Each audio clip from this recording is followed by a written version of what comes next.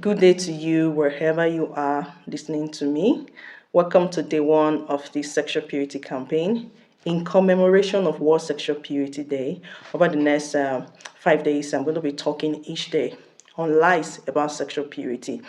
And today I will talk about sexual atheism. Sexual atheism is a belief that has to do with excluding God in the experience and expression of a sexuality. It is a new age belief and a very false one. Sex in the first place doesn't begin with us as human. It's God's idea. God could have decided to create us without any sexual experience, any sexual feeling, and will still somehow find a way for us to procreate.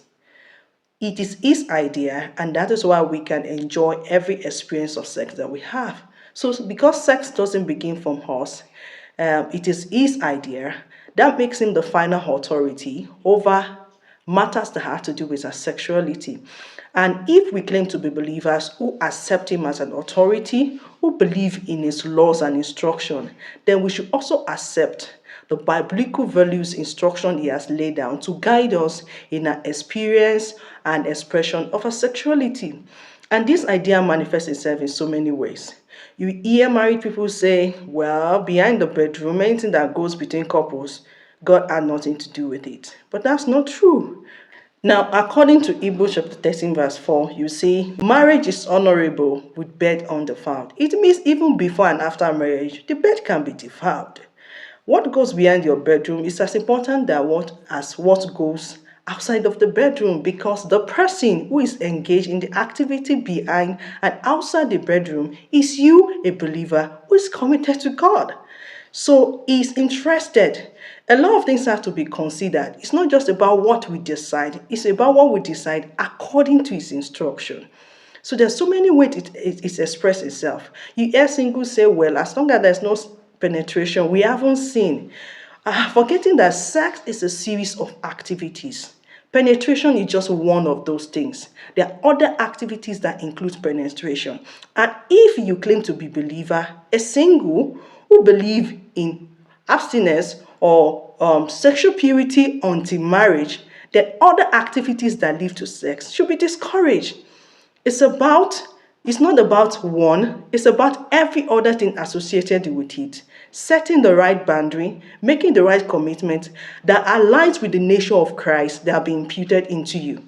So sexual atheism expresses itself in so many ways, both to singles and married who are believers. But the idea is to keep us in a falsehood where we think choices that has to do with the sexuality, the expression of it, the express of it is all about us. It's not all about us, because the idea of sex alone did not begin from us. It begins for God. And as believers, we are accountable to him for the choices we make in regards to a sexual expression and experience. So on today's episode of Sexual Purity Campaign, I am emphasizing and reminding you again that sexual atheism is a trap you should not be involved. God is interested in every aspect of your life, your sexuality, your finance, your thought, your expression, everything about us. You communicate the life and the nature of God that has been imputed into us.